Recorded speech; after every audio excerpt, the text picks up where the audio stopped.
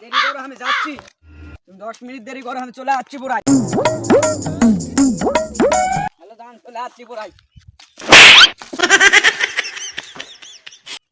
আরে তোর বাড়ি গুন্ডি রে, তুই হামাক ধাক্কা দিছু, হামাক চিনিস? নারা মাথা হয়ে তুই হামাক ধাক্কা দিছু। আমি না তুই কি আমো নারা তো নারা, নারা নারা বন্ধু। আয় বন্ধু, তুই বিয়া করছু? না বন্ধু তাহলে চ দুইজনা বাবে যা কই বিয়া দিবে নাকি। যা। যা। আর যা বিয়া দিবে না দেখি তো কি হসে। আব্বা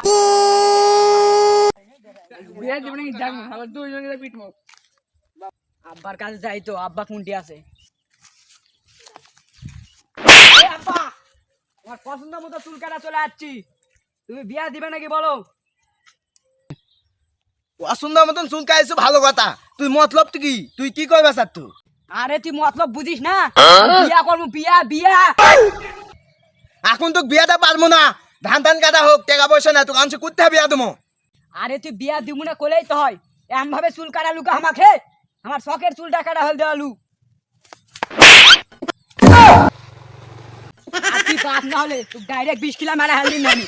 আর তুই বাপ না হলে আব্বা আব্বা আব্বা হ্যাঁ বেটা কি আছে ক?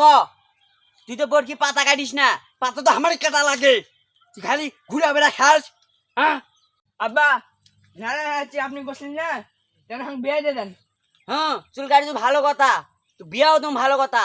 তুই এলাই তুই খেয়ে লাগা পারছু না, আর বিয়া করলে বই ব্যবসাতে লাগা দিস।